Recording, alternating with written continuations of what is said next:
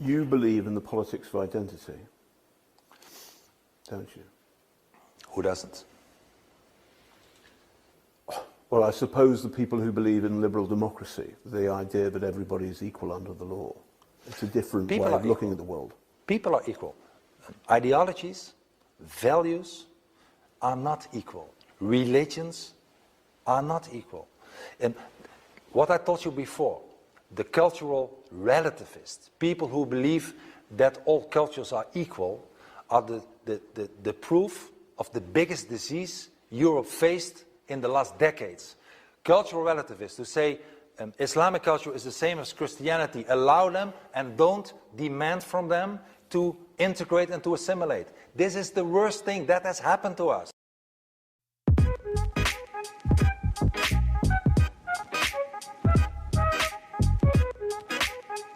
Goedendag en welkom bij Commoners Podcast. Vandaag is een speciale editie van Commoners waarin we zullen praten over de aanstaande Nederlandse verkiezing. Geert Wilders en zijn Partij voor de Vrijheid en de opkomst van het populisme in Europa. John, hoe gaat het met jou? Translation? Apologies if I didn't get that right. Nonetheless, I think it might have sounded too German. Hello and welcome to Commoners Podcast. Today is a special edition of Commoners wherein we are talking about the upcoming Dutch election that will be happening on March 15th. We'll be talking about Geert Wilders and his Freedom Party and the rise of populism in Europe. So John, how are you doing? I am doing okay. I could be better. Anybody who listened to Political Animals this week knows that I've been struggling with a cold. I don't think there's been really any decent chunk of time this winter that I haven't been sick. It's the joy of having kids. Have you found the same thing since your first one was born? Absolutely. It wasn't as bad with only one. With Aubrey, it was kind of like we could isolate her a little bit and not always get everything that's going around the house. But Lila, the youngest, touches everything. And she usually touches it after she's put it in her mouth and spreads it all over the house. So it's almost impossible to avoid getting sick around here. I was surprised. She actually didn't get the stomach bug that went around our house a few weeks back. I was overjoyed that she didn't get it. But yeah, I mean, between colds, flus, stomach bugs, just general feelings of malaise, sore throats, everything is just from the end of November till at least mid-March. It's like we're in a tuberculosis ward over here. It's crazy. Sounds lovely. Can't say we've been that bad over here. In fact, we've even had some sunny, warm weather. It's been quite nice. Yeah, well, today it's freezing cold. It's like 10 degrees outside and with winds of 30 to 40 miles an hour. It's bone-chillingly cold out, which doesn't seem fair because literally last Saturday, a week ago, it was 70 degrees out. Ooh, lovely. Oh, that's very, see, gorgeous. We might not even get that in July, so that just sounds really nice. Well, the unfair thing is that we've tasted summer and spring, and now we're going back into winter. We actually had snow last night. Plunged right back into it. Yeah, it's terrible. And for somebody like myself who doesn't like winter already, it's torture. Well, you know, I feel for you, especially considering that we'll be moving to warm Mediterranean climes quite soon. That'll be lovely. It'll be nice and warm most of the year round. I'm sure you're going to hate it. I don't tend to do well in the heat. That's right. So. you're but we're missing the hottest part of the year. So you want to live in Iceland? Yes. So I mean, that's one step short of vampire. It's yeah, I've had the opportunity to live there in the past, and I would quite quickly do it again. So, but speaking of small democracies, we have another one on our list today, particularly the Dutch election coming up in just a couple of weeks. Actually, by the time you're listening to this, a week on Wednesday, about 10 days. So I kind of tasked John with doing a bit of research on the political structure of the Netherlands. So John, what did you find out? Yeah, this season is tax season in the United States, so it's pretty busy at work for me. So I haven't had much time to do research. I've been deep diving at night.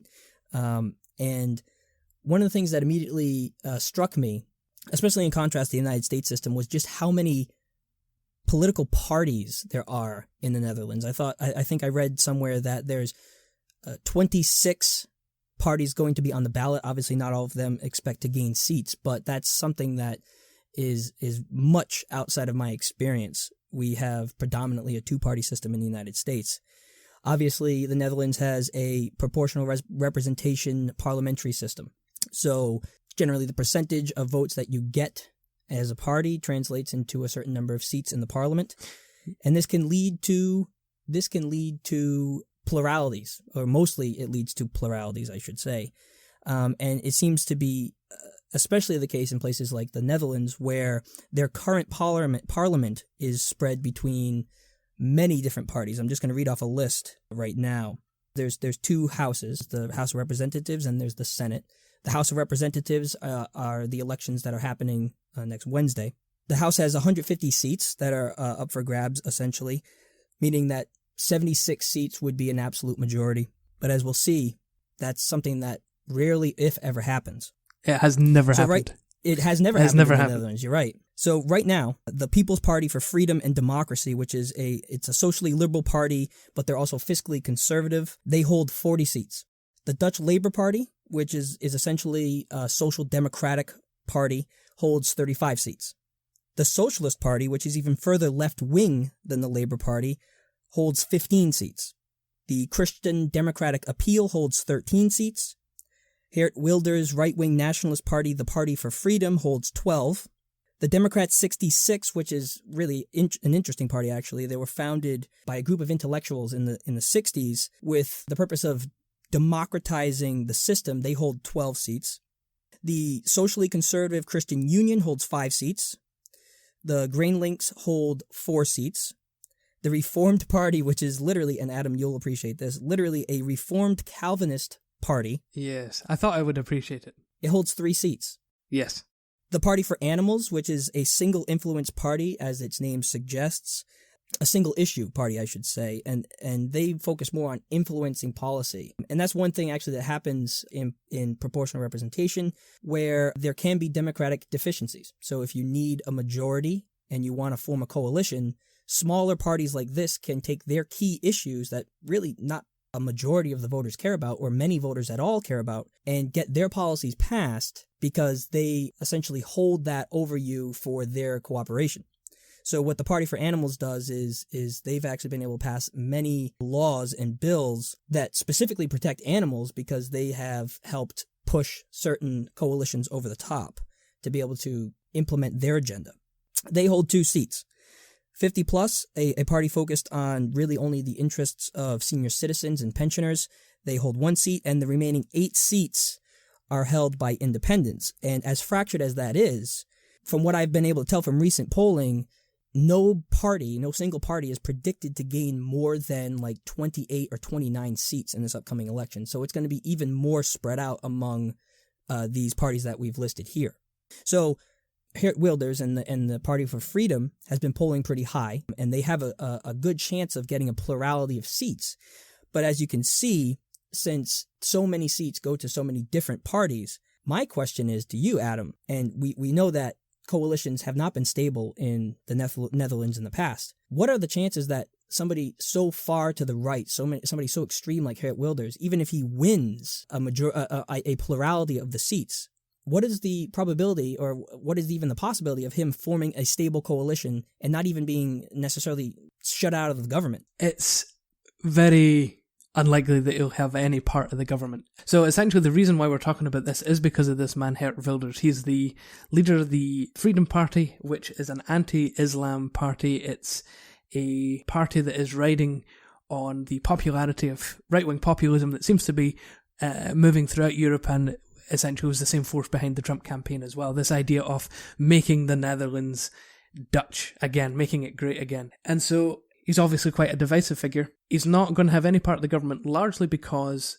all the other parties have said that they will not go into a governing coalition with him. And he himself has also ruled out the possibility of working with his ideological partner, or the closest that thing that you would have to an ideological partner in the current governing centre-right party. So essentially, what the other parties are going to be forced into is a coalition across the ideological spectrum between the left, the centre, and the right, because no one wants to work with what will likely be, or what could likely be, the largest party, which would be Geert Wilders' Freedom Party. That's something that really struck me when I was doing this research. Obviously, I'm familiar with proportional representation systems, but I hadn't really studied one in depth that had this many parties. The UK has, what, 5 parties?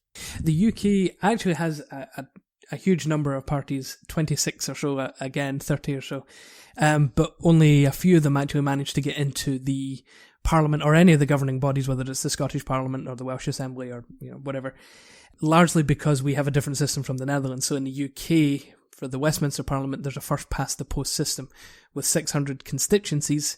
It's just the person who gets the plurality. It could be 76% of the vote within the constituency, or it could be 29% of the vote. If you get the most votes in your constituency, you're elected. Now, in the Netherlands, what happens is the entire country is a single constituency.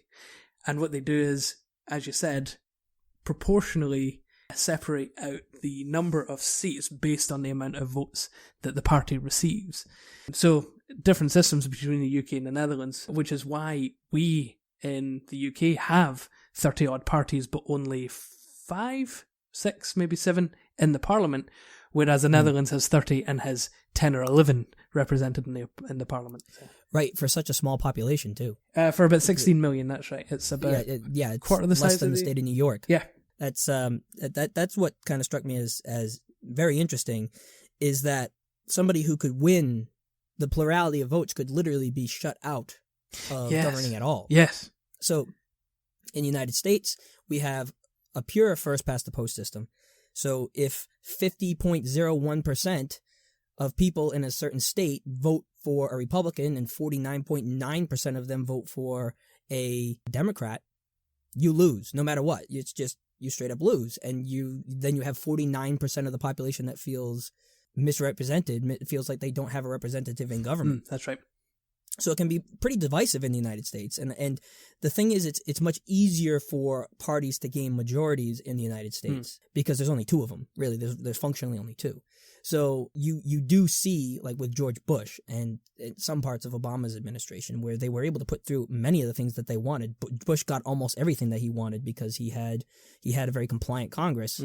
But it's just foreign to me. I mean, in this case, it sort of works out in our favor because you and I would tend to oppose somebody like Geert Wilders. Yes. But the idea that somebody who gets the most votes could literally not be able to put any policy into place or not really have a role inside of the government, it seems undemocratic. But that's the benefit of that type of system, is that it's not.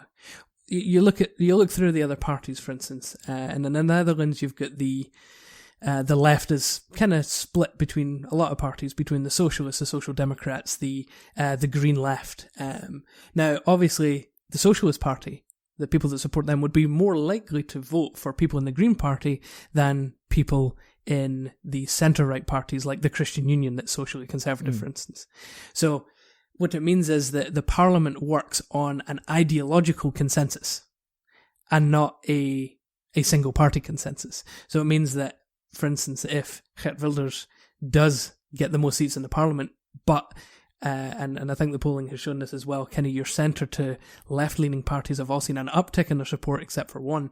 The smaller left-leaning parties could join together in a coalition and govern, because then it's an ideological consensus. It's one of the biggest pros. But like you said, there are cons to it as well, particularly in that interest groups can begin to affect the way that the government's policy heads. And I'm not inherently opposed to that. I actually kind of like that in contrast to the American system, because I find that more often than not in the United States, where you only have substantively 2 parties, the need for compromise when governing and making legislation isn't there a lot of the time. So when you have a coalition government, the need for compromise is there. So the parties that are inside the coalition will be able to, barter back and forth with policies, essentially, and it brings you back closer to the political center, I would say, than in the United States. Yeah, and that's absolutely right. The benefit of the system as well is that while no one is ever 100% happy, everyone is at least a little bit happy. So, for instance, if all these left-leaning parties get into a coalition government with a centre-right party, yeah, it's going to pull the agenda to the centre. But it means that the left will get some of their policies and the right will get a few of their fiscal policies in. So everyone kind of gets something out of the system, which means, I think anyway, that folks, in general, voters don't feel completely left out of the system. You risk less alienating your voter base. Yeah, and it also gives you a motivation to actually vote for the groups that you really support. Yeah, that's right. Rather than the lesser of two evils here. I mean, I would much rather vote for, I would rather much have voted for, and I did vote for Bernie Sanders, but I would rather vote for a Green Party candidate, for instance, than a Democrat or a Republican. But in a lot of cases, because the other side is so unpalatable to you, and you know that if they get in, they're going to get most of what they want, you feel as though you kind of have to pick between the two, sure, Democrats or the Republicans. I have not ever voted for, when I voted for a Republican or a Democrat, it's never been because I like them. It's always been because they're the lesser of two evils. And what it allows as well is the Republicans and Democrats, the individual representatives, to get away with a lot. There's no accountability as such in that system because, for instance, in Massachusetts, you're going to get a Democrat. The only upset recently was the Scott Brown election and the Senate by-election. Yeah, and he flamed out quickly. Within 2 years he was gone again. Oh yeah, gone. And then he carpet-bagged to New Hampshire so he could try again. So, for instance, then Democrats in Massachusetts can get away with a lot. They don't have to pursue social policies. They don't need to pursue workers' rights because they know they're going to get in anyway because they're not as bad as the Republicans. You can't get away with that in a system like the Netherlands. Yeah, and I think substantively the effect that you've seen is that the Overton window has shifted to the right because there's not any force there holding the Democrats to the left. Yes. Correct. Until recently. And even then I don't know how much power and influence the millennial generation and the Bernie-crats are going to have, but you can hope. But getting back to the PR system in the Netherlands, a great example of what we're talking about is the Party for Animal Rights, or the Party for Animals. I mean, they have like two people in the party, but they've been able to get key pieces of their platform put through because they barter for it and they say, yeah, we'll vote for that. And the thing is, they're a single issue party, which is, I was reading about this, it's really interesting. They're a single issue party. All they care about is animal rights. So they're sort of a mystery when it comes to any other issue. So yes. They will side with somebody who is ideologically far left-wing. They'll side with somebody who's ideologically far right-wing as long as they're able to get through animal rights legislation. Yes. So whatever coalition is working, they'll go to them because ideologically they're not married to left or right. They just care about animal rights. So a great example of that, of a very specific special interest group being able to substantively change policy, which you'd never see in the United States unless you had tons of money, but substantively change policy even though they had very little influence and very few voters because of the way that the system is set up. That's right. And that's probably the biggest con of a system like this. Another big and perhaps even more important example given this week's topic is if we look back at the 2010 general election in the Netherlands, we see a similar circumstance in which another party is able to influence the governing party because the government doesn't have the majority of support in the parliament. In this case, it was Geert Wilders and his Freedom Party. So back in 2010, there was a centre-right coalition between the Freedom and Democracy Party and the Christian Democratic Alliance. But they didn't have enough to carry the full confidence of the parliament. So, having said that they wouldn't enter into government with Geert Wilders and his Freedom Party, they instead had a supply and confidence and supply arrangement, essentially allowing Geert Wilders to get a few of his policies onto the government platform for the extra votes to make sure that the government's larger platform got through. So, for instance, he was able to get a burqa ban vote through Parliament, even though the vote itself didn't actually happen. The Parliament dissolved before it actually happened. But so Geert Wilders, again, this time round might even have the opportunity to have influence on government policy again, especially if, for instance, the dice falls in such a way that the left-leaning parties can't put together a coalition together. The right-leaning parties can. Suddenly, a little agreement with the Freedom Party might look a little bit more palatable, especially if power is involved. If they need the votes, yeah. So another question I had for you was that we've seen how this sort of system could handicap Wilders and the Party for Freedom, because that they could potentially be shut out of government. But do you think that a party like his would have any success outside of a proportional representation system? Because I mean, he's polling at like 24 or at 24 seats or whatever that, I don't know what percentage that translates to. Sure. But 24 seats out of 150, if you had a more limited number of parties, do you think that he would just be irrelevant? So that could work in two ways. If you have a system like the UK, the governing Conservative Party has an absolute majority. It can govern essentially without question. It can set its own platform and pass its own laws because it has a majority in the Parliament. This Conservative Party in the UK only had 37.5% of the vote because it's a first-past-the-post system. So they were able to get more than half the seats in Parliament, a lot of them with less than half of the vote within the individual constituencies. Oh, wow. Right. So a system like that, if 29 seats out of 150 means that, it is around, what would it be, a 20% or so? I think he's expected to get a 1 in 5, 20% of the votes.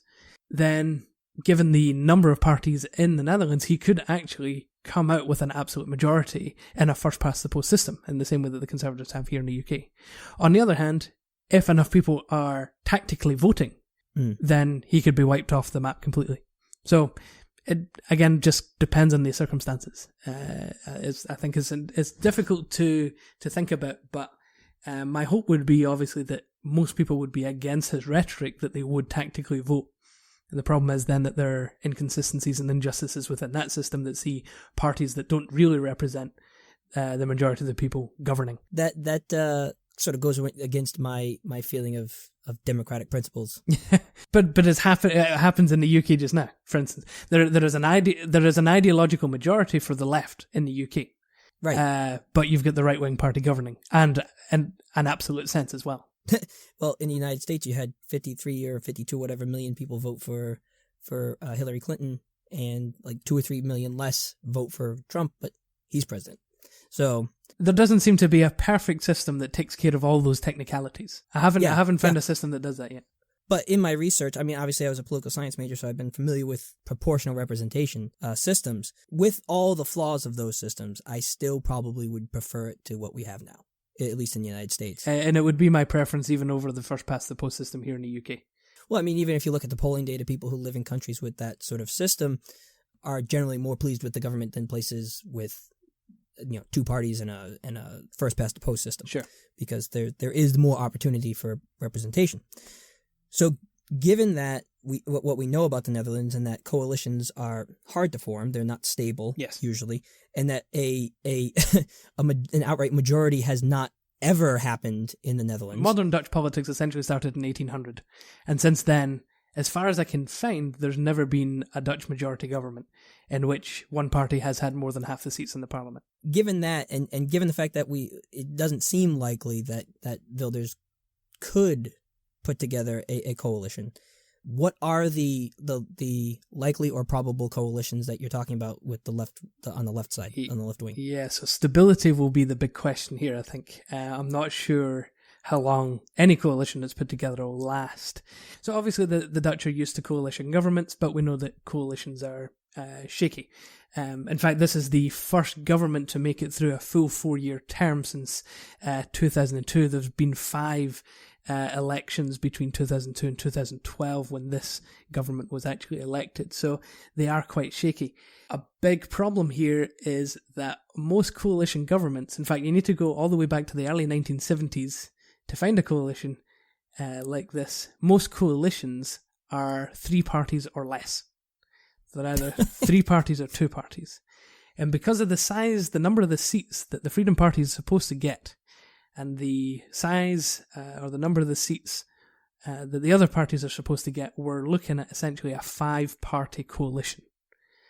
Wow. The more parties you add in, the more chaos is added in, the more negotiating is needed, the shakier a coalition becomes. Right, the more possibility of ideological disagreements. Correct. So imagine trying to pass a budget with your Socialist Party and your Libertarian Party in one room.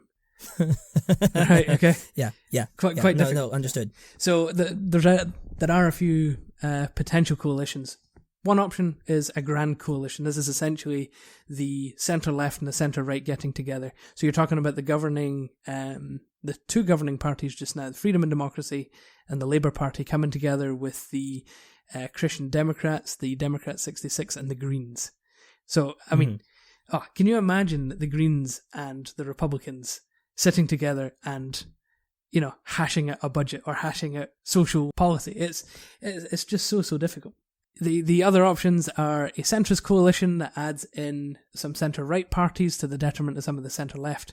And then another possibility, but probably the least likely, is all of the left-leaning parties coming together with a few independents giving their support to the government as well. But again, then you're talking about 5 governments plus other individuals. So the chaos just keeps ramping up as you go on. So technically possible. All the parties have said that they are willing to look at working together in order to keep Wilders out. We'll see where that goes, and we'll see how long it lasts. It might just have to be a let's keep the lights on for as long as possible type of government. Like, let's just make sure we pay our bills and don't do anything else.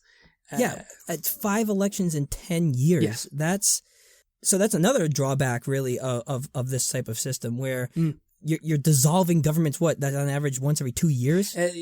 Quite unstable. So what you have instead... How do you get anything done? Exactly. Fortunately, it tends to be that your governing parties will get into government again.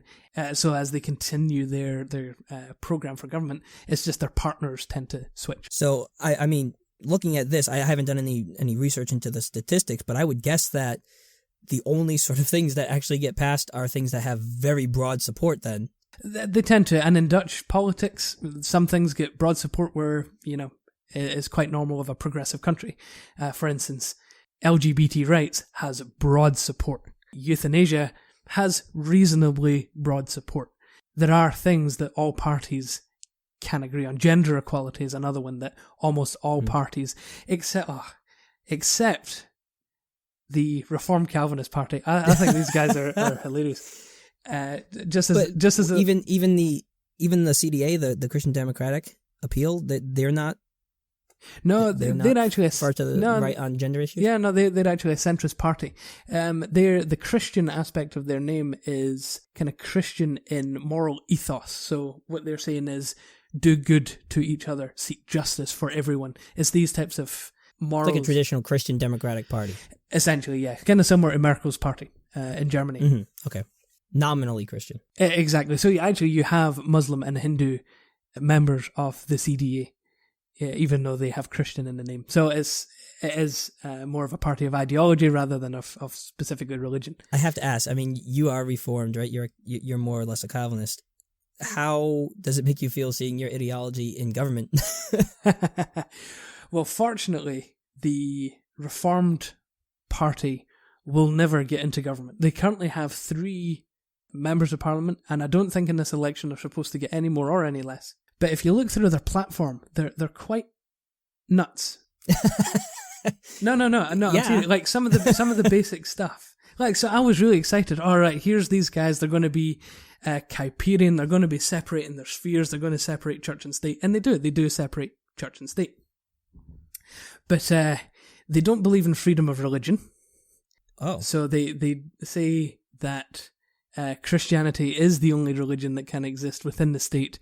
They would say, though, that there is freedom of conscience. So in other words, you can't be punished for not following God's law. They don't believe in women's equality, so much so that in their mind, suffrage should be the male heads of households. Wow. Yeah.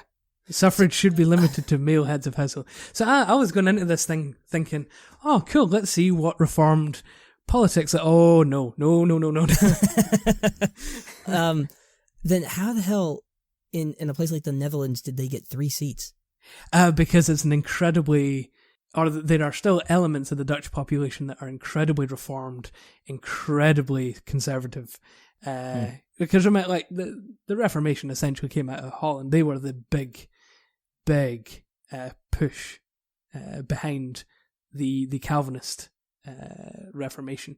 Actually, between Scotland and the Netherlands, these were the 2 big places in Europe where Calvinism really took off and, just depleted joy out of every aspect of life. It just seems like a bad look when somebody like Geert Wilders and the Party for Freedom is literally to the left of you on social issues like LGBT rights and women's rights. Yeah. It seems like such a contradiction. Well, it's quite odd, isn't it? Because you'd call the Reform Party their right wing, and then we'd have the tendency to call Geert Wilders' party right wing, but he's right wing for another reason. He's right wing in a cultural sense, whereas the Reform Party are right wing in almost a structural or an institutional sense, like a belief that institutions are supreme sovereign, yeah.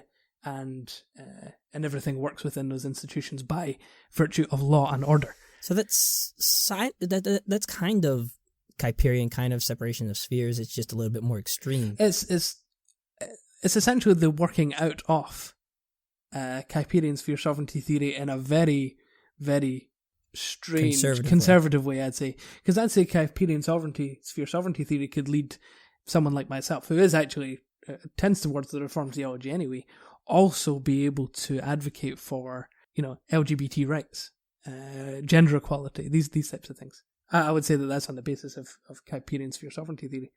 Yeah. So we kind of have a good idea, or at least an inkling of an idea of what's going on in these elections. But what makes these elections special and different than most others is the fact that we have a character like Geert Wilders and his rhetoric potentially getting a plurality of seats in a very, historically at least, progressive nation within Europe. So I think we should talk about him and talk about the context in which he arose, because while this seems like, especially to us in the United States, where we have articles coming out with Wilders calling Moroccans scum in some cases, death threats, literally his bodyguards leaking information to Moroccan gangs. We see this, and without knowing the context, we think that this is a brand new ideology that's taking hold in the Netherlands that we sort of link to, the rise of Trump and Brexit and things like that. But really, in my research for this episode, what I found is that this sort of a march towards somebody like Geert Wilders has been happening for years. And I traced it back to a fellow by the name of Pim Fortuyn. Have you heard of him? Only in passing this week. So Pim Fortuyn was a Dutch politician. He had a PhD in sociology, and he was also a openly homosexual man. And what he did was he founded a party called the Pim Fortuyn List. It's literally named after him. And he had some values that seemed to be sort of contradictory, like we're talking here, where you have people who share these very right-wing policies on immigration and Islam and cultural issues, but they're also fairly left-wing in other things. So, for instance, Fortuyn held some progressive values, such as defending civil liberties. His party was very strong on that. Direct democracy, freedom of speech. He was a champion of freedom of speech. For LGBT rights, which even Geert Wilders looks at and thinks are foundational values of the Netherlands, traditional values of the Netherlands. Secularism. He was a big proponent of a secular state. The separation of church and state. Women's rights. He championed all these things, and his party championed these things. And they actually did pretty well in I think it was the 2002 elections. However, We'll get to the reason why in a minute, but the party lost influence and ultimately it was disbanded in 2008. But he also had very conservative views, so such as he strongly believed in deregulation of markets. He was a hyper critic of Islam. He was a Eurosceptic, so he wanted to remove the Netherlands from the EU. He believed in laissez-faire capitalism in economics, and he also was a big fan of very small government. So he had these fairly progressive social values. He was also for euthanasia, like Wilders is, and their party championed these progressive values, but they also championed very conservative values with skepticism towards migrants, especially Islamic migrants. And he sort of rose to power in the early 2000s and was burgeoned by things like 9/11. I think it was 9 days before the 2002 elections, he was assassinated. He was shot by an activist who was afraid that Fortuyn was scapegoating Muslims for the issues of the country. Sounds familiar now. Mm-hmm. And what I found really interesting about Fortuyn is that he couched his hatred, not hatred of Islam, but his policies towards Islamic migrants in progressive terms. So he talked about stopping migration because it was essential to defend liberal values.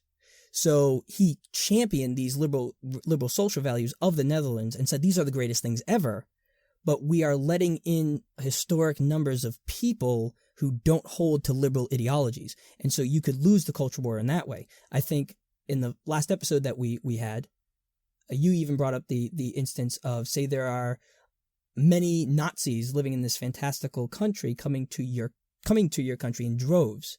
Essentially, the argument is that eventually their ideology is going to have to make it in a democratic system. Their ideology is going to make it into your system. So his argument was from a progressive standpoint of defending liberal values by keeping people out who don't agree with liberal values and who want to influence the government away from liberal values. And here's a quote from him that I found that kind of encapsulates this idea. He was not anywhere near as controversial or as openly bigoted as Geert Wilders is, but he had many of the same things to say. So he was asked if he hated Islam, and this is what he said, quote, "I don't hate Islam. I consider it a backward culture. I have traveled much in the world, and wherever Islam rules, it's just terrible. All the hypocrisy. It's a bit like those old Reformed Protestants. The Reformed lie all the time. And why is that? Because they have standards and values that are so high that you can't humanly maintain them. You also see that in Muslim culture. Then look at the Netherlands.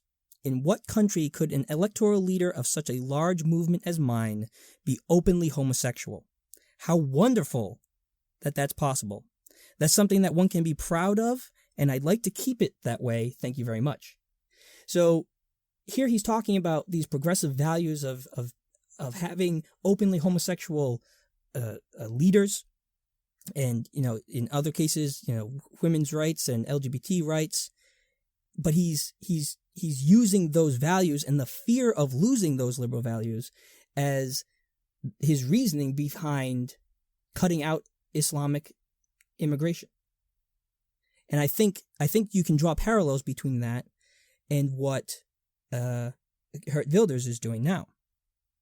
So I was really surprised at first when you told me last week, for instance, that Geert Wilders, with all his rhetoric on immigration, believes that LGBT rights and women's rights and euthanasia are foundational values of the Netherlands. His argument, from what I've seen, is that we don't want to lose those liberal values, so we need to keep illiberal people out. That's right. I found it very interesting, in which I do wonder if what the Netherlands is experiencing now is what all liberal progressive countries will experience at some point in the future, in which we get to a point where what we now consider liberal progressive values become traditional. And suddenly you have folks like Geert Wilders who comes along and starts advocating for the maintaining of traditional values, including the nature of the culture, the ethos of the culture. And so, for instance, where you have Vladimir Putin has risen to power on the back of protecting Russian culture from becoming westernized. That was part of his platform, along with making Russia great again and making sure that it was self-reliant. And now we have a country who is defined by its liberal and progressive principles beginning to experience the same thing. So Geert Wilders is coming along and saying, no, we need to protect the things that are traditionally Dutch. Gay rights, euthanasia, pot use, all these, what we would consider, both in the UK and in the US, very progressive stances. Right, but the effectiveness of his argument is that these progressive values are traditionally, or they can be considered traditionally, values of the Netherlands. Yeah, correct. And do you not think that that's true or possible? Like, do you think he's wrong in using that type of rhetoric? No, I think it's very effective. I think that's why that's why he's seeing such a burst in his support.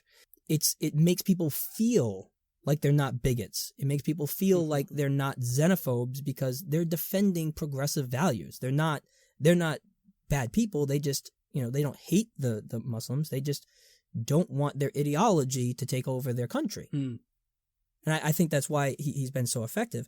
And when I was doing the research into Wilders, he seems to have a lot of issues with the Moroccan gangs and Moroccan Muslims, especially in the Netherlands.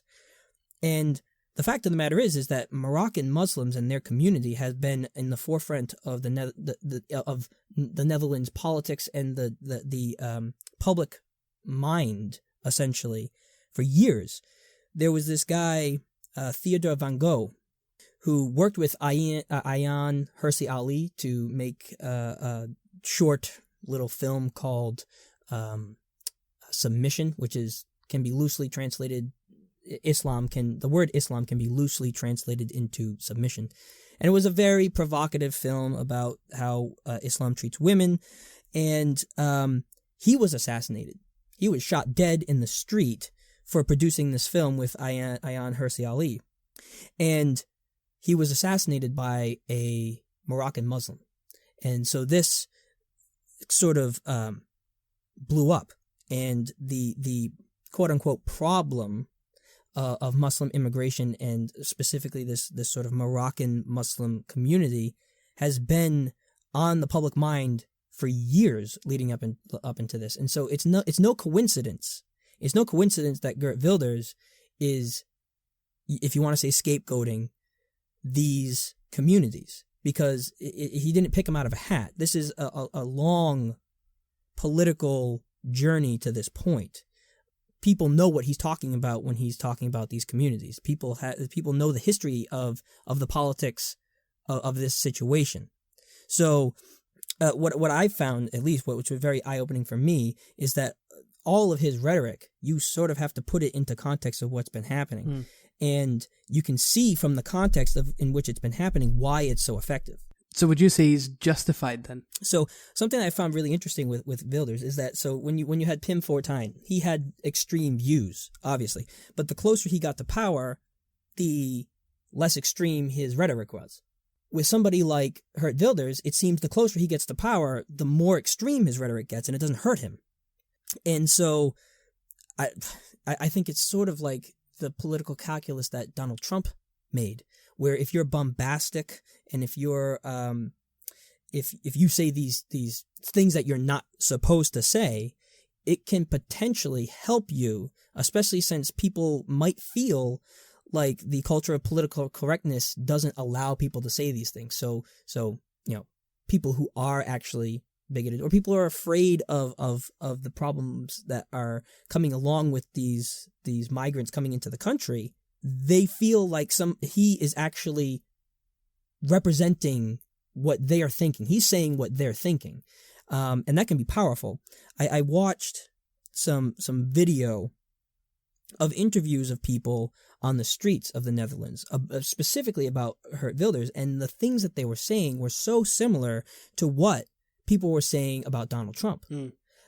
Essentially, they were saying, in many cases, he's telling it like it is. Like, he understands. These bureaucrats, they don't understand what we go through on the streets. I saw my friend beaten and robbed by a Moroccan gang right in front of my house. I don't feel safe walking around at night. But the elites don't understand this. Geert Wilders is at least saying it.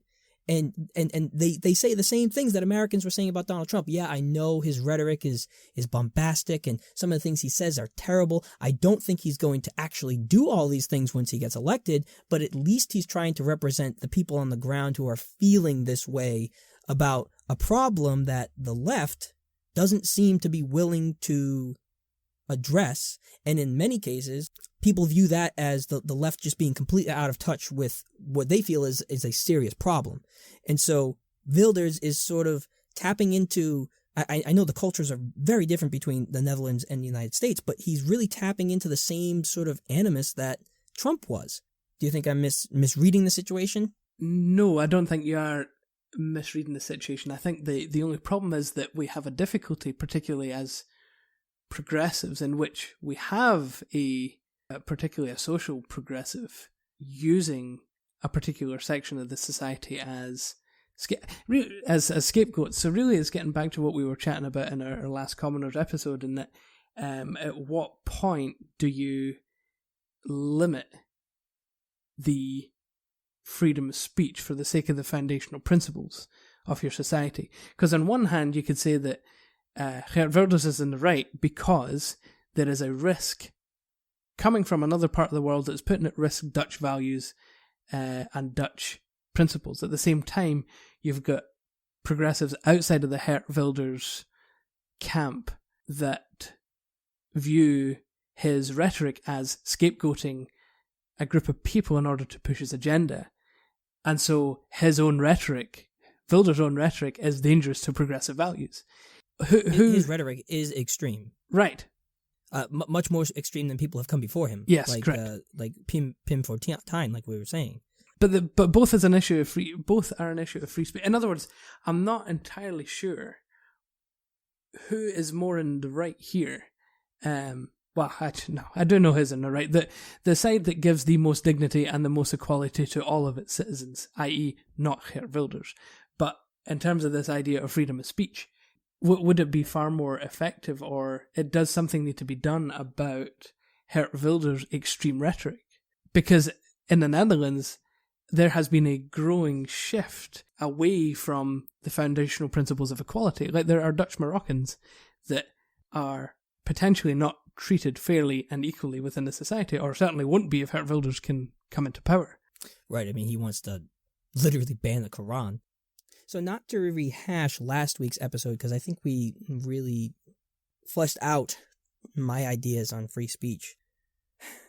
I mean, okay, so you could go in the direction of Germany and out just ban certain ideologies, right?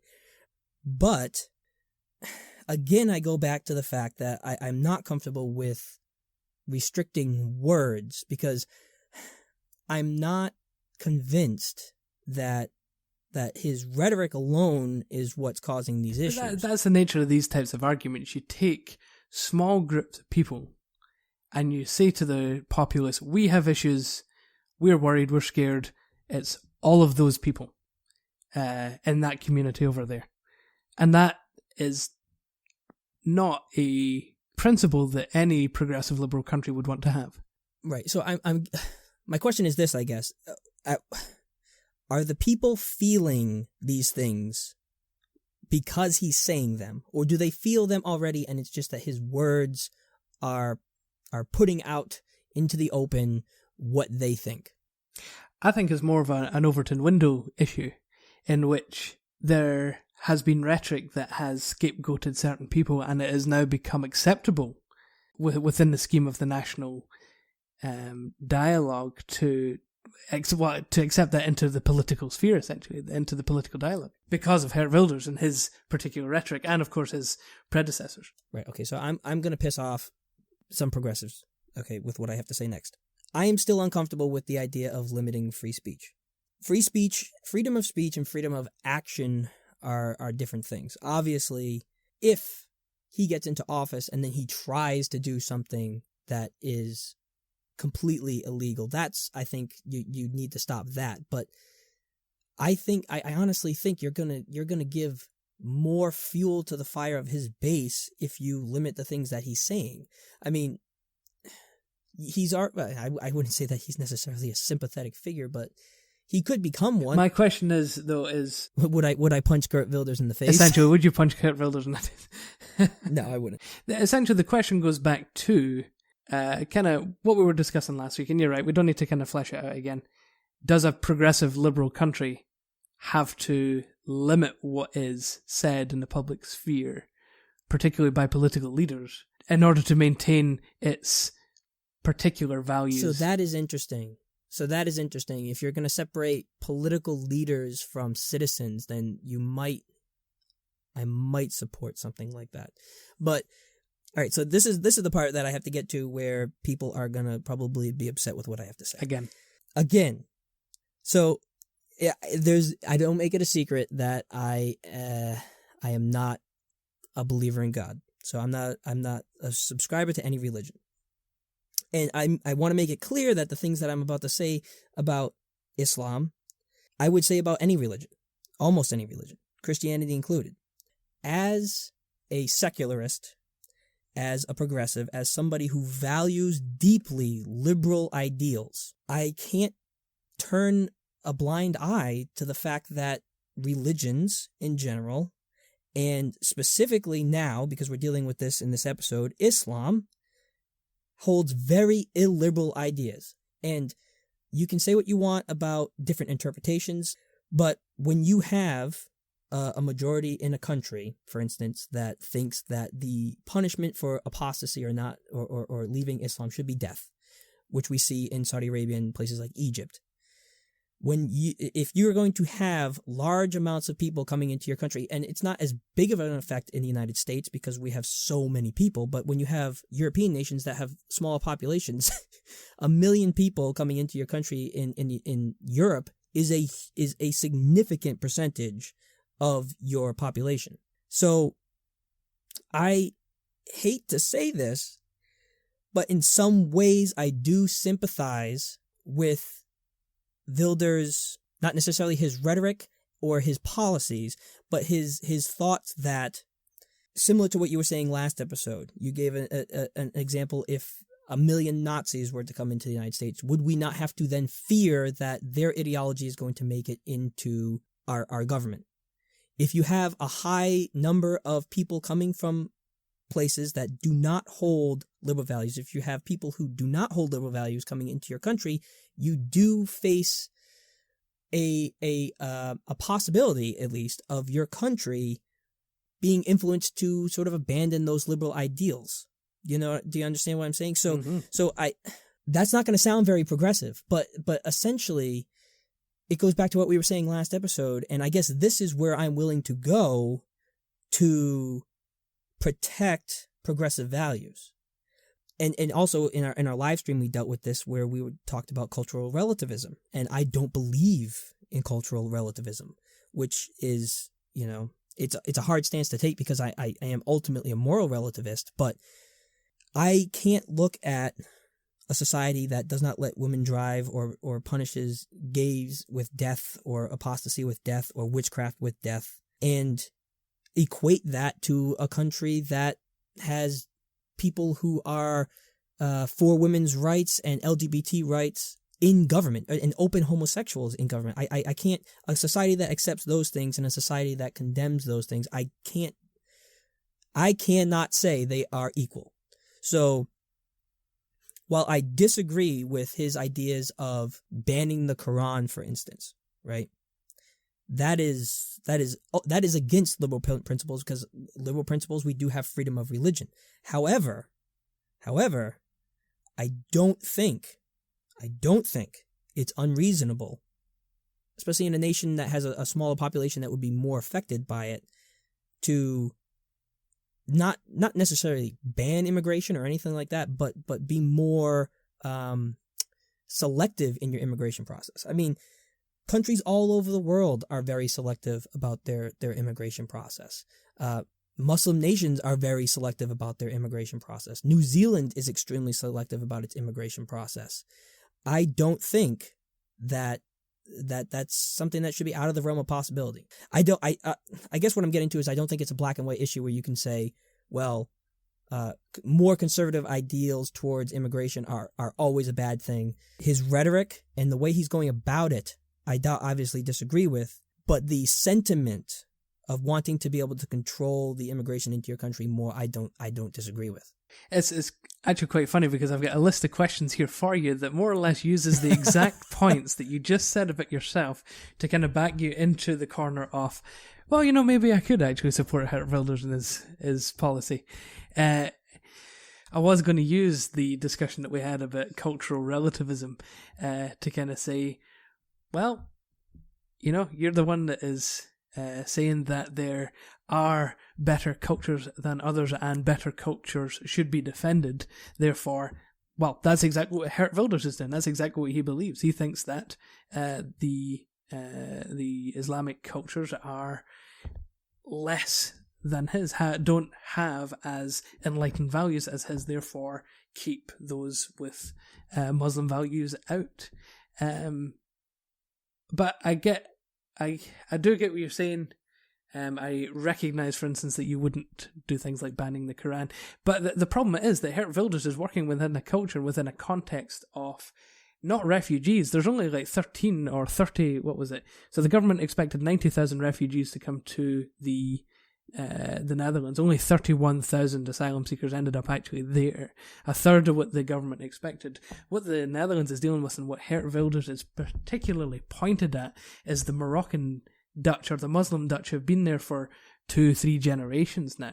So these are Dutch citizens that he is now scapegoating as part of this society, as part of the society's problems. Yes, I agree with you, and especially now that you said what you said about most of the problem not coming from refugees, but his rhetoric being pointed more at people who have been citizens for a long time. It does feel a lot more like scapegoating. It doesn't feel like protectionism. It feels like definitely does feel like scapegoating.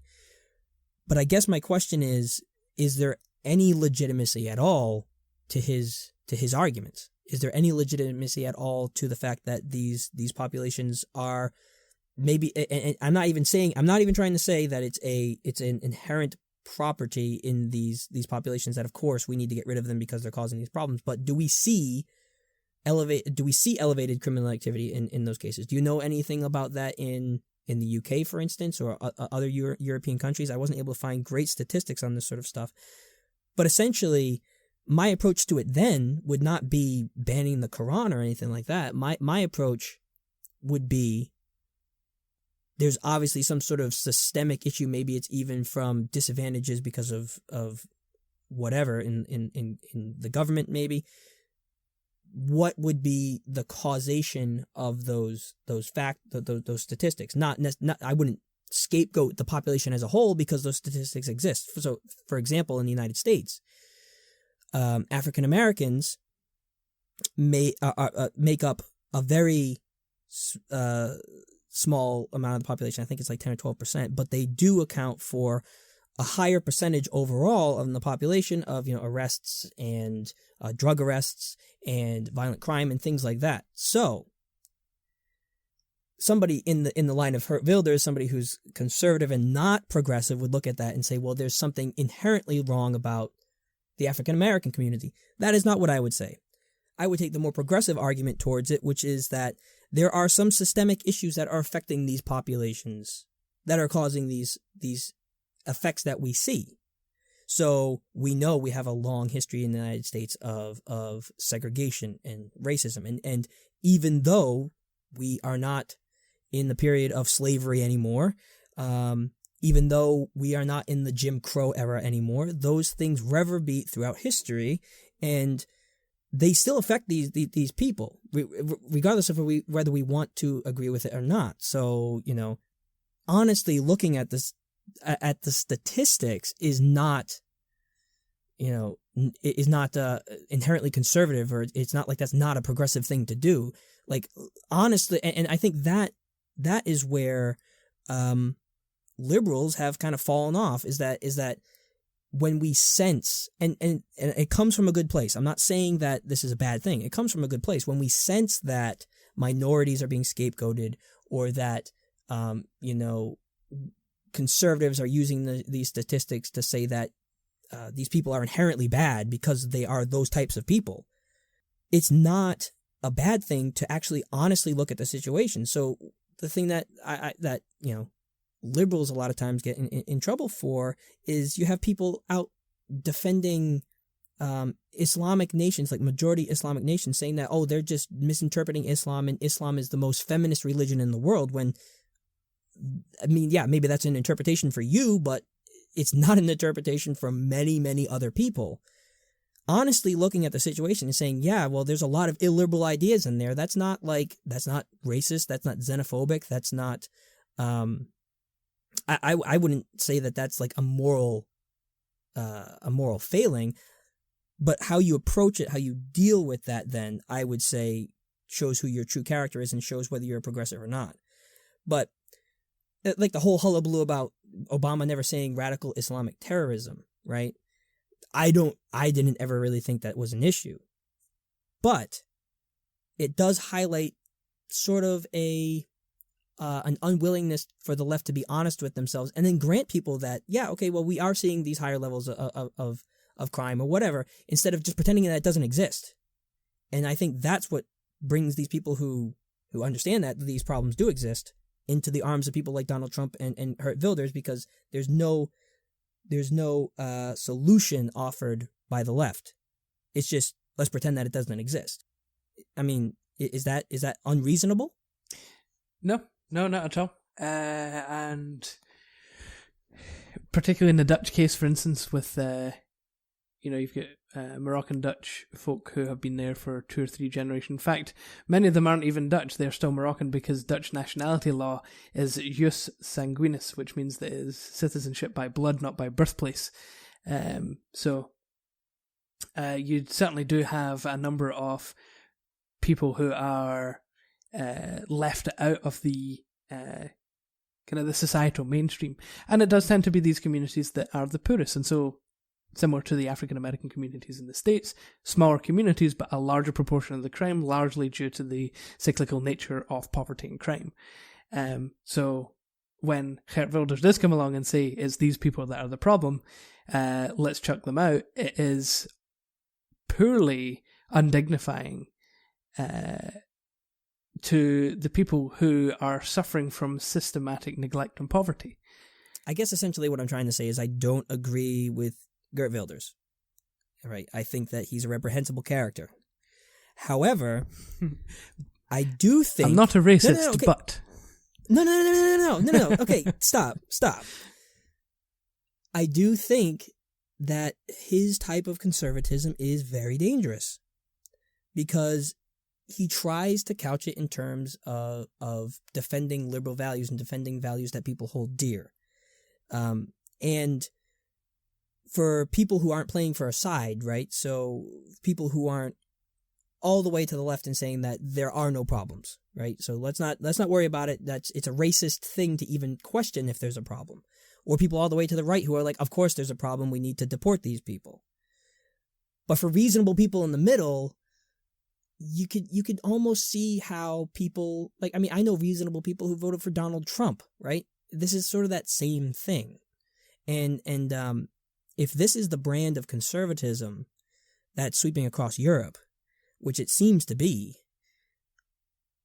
it could be very dangerous, and it could be very successful. Because the left is not addressing the issues that people need to be addressed, and people feel are the biggest issues. And along comes a populist who does that and then sprinkles in some xenophobic rhetoric, and then you have Brexit Donald Trump and Wilders, who looks like he's going to gain significant amounts of seats. So my answer to this is actually my own political philosophy, believe it or not. That might be unsurprising, in that there is a need, I think, in Europe for a left-leaning nationalism, right? Because what we have at the moment, the Netherlands, even the US, even the UK, has kind of shown this as the left's inability to deal with culture issues. So when the culture is, when it changes, because, globalism leads to travel, leads to people living in different places. I myself will be living in Spain soon. And the effect that has of people moving, obviously they're bringing cultures, and that your own culture begins to dilute. I think what's needed is for the left to take stances on issues of culture. So then you've got a place like the Netherlands whose foundational principles are equality, are justice, and then you've got the beloved things of the culture, like the I was going to say the Black Peat, but that's rather controversial. I wasn't going to include that. If you don't know what the Black Peat Festival is, look it up.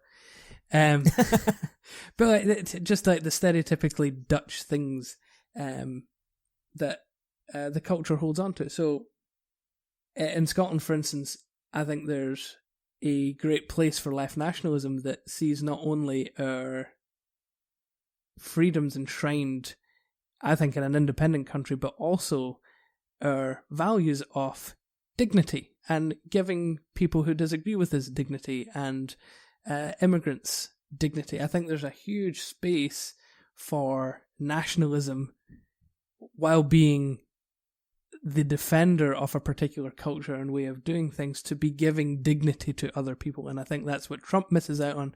It's what the right-leaning Brexiteers here in the UK miss out on. Is what Geert Wilders misses out on. Is that they just don't give people dignity. And I think there's space for progressives to be not only in favour of their own nation and in favour of their own cultural practices while giving dignity to other people. And that balance has to be struck somewhere. So, what are your thoughts and predictions on the election? Because I think we've pretty well covered the ideological basis of what's going on in the Netherlands. What do you see happening? So, if the polls are anything to go by, which they haven't necessarily been accurate in other races in the past couple of years, but nonetheless, what we're seeing is the Freedom Party having had a plurality of about 36, a maximum of 36 seats. But that was all the way back in December. It looks like recently the centre-right party, the Freedom and Democracy Party, have kind of clawed their way back up to about level with the Freedom Party. So it looks like both parties will be getting about 25 seats or so. So the likelihood is that, even if Geert Wilders isn't the biggest party, he's certainly going to be one of the two biggest parties.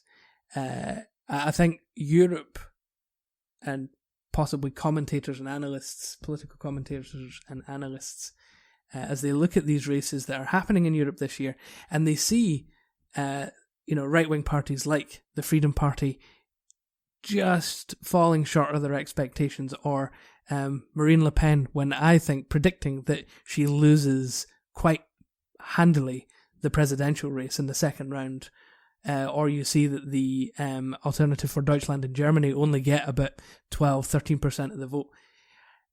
I think the temptation is to say, these guys are, they're not going to be doing well. They're not a voice, they're not really part of the system. But I think there needs to be a healthy respect for not only trend over time, but also position after the fact, because I think we're kind of in this state, we're expecting the worst. So we're expecting a Marine Le Pen win in France. We're expecting the Alternative for Deutsch to get a quarter of the vote. And when they fail to meet those expectations, I think we're going to have the tendency to go, okay, so that's not an issue anymore. I think we need to be very, very vigilant about how we progress past these elections. And really continue to push for anything but the far right, really. Well, not only can we definitely not expect the left to take it seriously if Wilders underperforms, or Marine Le Pen underperforms, or the Alternative in Germany underperforms. At least in the United States, the liberals have not learned their lesson after the right won, for God's sakes. To give you a little bit of encouragement from the Dutch polling data, anyway, ever since the Trump election, back in December. What we've seen back in November, is what we've seen as an uptick in the centre-left and left-leaning parties in the Netherlands. So while you have a rise in seemingly the right-wing party, you're also seeing an uptick in the left as well. Sadly, the folks that are kind of losing out are the governing parties of the centre-left and the centre-right, but it tends to be the left-wing that is also expanding with the right.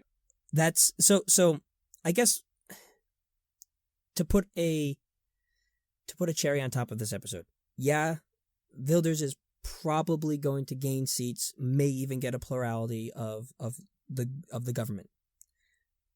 But the probability is he's not going to be able to do much, essentially. Right? That is the hope. The current Prime Minister, Mark Rutte, is the leader of the Freedom and Democracy Party, is the biggest contender against Wilders for the largest party.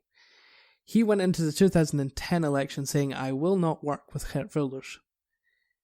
Once they got to it, after the seats were settled and the coalitions were starting to form, he ended up needing Geert Wilders to pass his government plan, his government policy. So, never say never. Anything could happen after this election, but the likelihood is that there won't be a party. It would essentially be politically uncouth, I think, for the parties to be joining with Geert Wilders in government. So he won't be in government. I do wonder if he'll have influence on the government, but we'll find out in a couple of weeks. So then, what do you think the effect would be on Wilders' support base if effectively he is shut out of the government? So he's predicted a revolution, similar to Trump, in that he was essentially saying that there would be rioting in the streets if he lost. Wilders is saying the same thing. The difference is that with two parties, you've got about 50% of people probably there or thereabouts voting for the Republicans, i.e. Trump. In this case, you've only got 20% voting for Wilders. So the number of people that would actively go out and actually do something is much smaller. And therefore the likelihood is much smaller. But that's what he's predicting. Like I said. Well, I mean, it's consistent with the rest of his rhetoric. It is. It is indeed. Wait, well, let's hope for the best case scenario then. Let's hope that even if he does win the plurality, he doesn't have nearly as much influence as he would like. Yeah, I personally am looking forward to the animal rights and the pensioners' rights activists forming the coalition government. I think that'd be quite good. Yeah, with a grand total of 2 seats. We care for senior citizens and their dogs. Well, I'm telling you, if it gets close, right, and it becomes really difficult to find a coalition, the Animal Rights Party is one of those parties that would definitely get in there, and like the Netherlands is going to be like the best country in the world for animals. Radical veganism. Because, right, exactly. Because any coalition is going to need as many votes as they can get. Yeah, that's right. Mandatory veganism by law. Yeah. Man, and I guess that's what happens when special interests have undue influence. Feeling good? I'm feeling, well, it's just like, I feel like we've been through this before. Like with Trump. It's like, nobody expected, everybody was not expecting him to win, and then he did. And throughout his campaign, all of these times, people were underestimating him, and then he won. And you look at how the polling data wasn't 100% accurate. He sort of outperformed his polling, and like he was underestimated all this time. And my fear is again that the left is just not going to take it seriously enough. And it was just so familiar to me watching the interviews of the people in the Netherlands talking about Wilders. It's the same way people were talking about Trump. And it just frustrates me so much that this movement, even around the world, in places where you would think, I mean, the United States is not traditionally all that progressive or liberal. especially not now. But to see this sort of thing cropping up in liberal progressive countries is just disheartening. And while we're looking at it through the lens of, hey, maybe best case scenario, it's like, well, what if the worst case scenario happens? I don't know. And this is only the first of 3, if not 4, elections happening in Europe this year. So, yeah. But I think you would say that this is the one that probably stands to garner the most influence, right? I would probably say that would be the French election, actually. Really? Yeah. No, so for this particular issue has been in the Netherlands for years.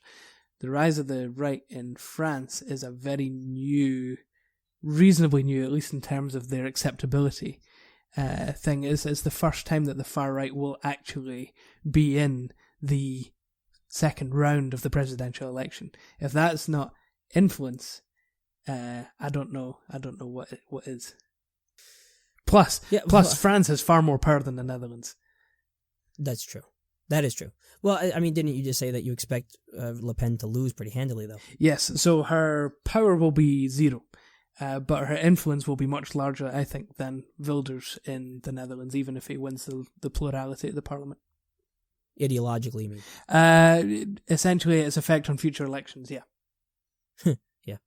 I didn't realize how crazy her father was. And just as a heads up to our listeners, we'll actually be doing the same thing for the French election next month when that comes about in April. We'll cover both rounds of the presidential election then. But yeah, and then of course the German one in September. You know, we might even have an Irish one this year, and we will also have a New Zealand election, I think. Yeah, which means I'm going to have to do a lot more research into European countries. Yes, isn't that fun? To be honest, I really did enjoy this week's research. It was kind of touching it for the first time. You see things reported in a certain way in the United States, and it shattered my illusion that this is specifically Wilders is something new. Really, when the reality is this has been going on in that country for years. So getting context, I guess, to these situations around the world has been very useful. Good. And I would thoroughly recommend it. I would argue for a global education anyway. So, yeah, good. I'm glad it was fun. And guess what? We'll get to your favourite country next month. Isn't that great? Yeah, France. Yeah, I love France. I did see that... what is it, Sinn Féin? Sinn Féin. Oh, yeah. Sinn Féin gained significantly in the Irish election. Yeah, so if you listen to our Political Animals podcast from Friday, you'll know that I covered part of the Northern Irish elections. The result of that was very interesting in that unionism no longer has a majority in the Assembly. There are 39 pro-union MPs and 39 pro-Republican MPs, and then a smattering of... cross-community parties as well. So the tides might be changing in Northern Ireland as well towards a reunification with Ireland. I would not say that simply on the basis of that election that is where we're headed, but nonetheless it is certainly the first time that the Unionists have lost their majority. So that's all really I had in my notes. I think that we're pretty much done for this episode. We're good. We know the Netherlands inside and out now. We just need to wait. Yes. We just need to wait on the result. So informative. Now everybody knows everything about the Netherlands, at least the ones who are listening. So thank you for listening. This has been our Dutch election special. Don't forget to catch Political Animals, our news and opinion piece, every Friday. That drops into your podcast feed in the morning. Next episode, on the 20th, we will have a special interview. We're interviewing a friend of ours who is a student in constitutional law. He's a conservative. He's a friend of ours from university. So we look forward to getting his side of the argument. And that will be released and in your feed on the 20th. Remember to follow us on Twitter at CommonersPod. That is where a lot of our retweeting and opinions and news and interesting things that we find get posted throughout the week, so you can catch us there. We'll also be releasing details of any special events or episodes or any updates on scheduling if it changes. So thank you for listening, and as always, don't vote for the Freedom Party in the Netherlands. or Scottish Labour, or the Or Scottish, Republicans. yeah. Oh, dear. As always, stay informed.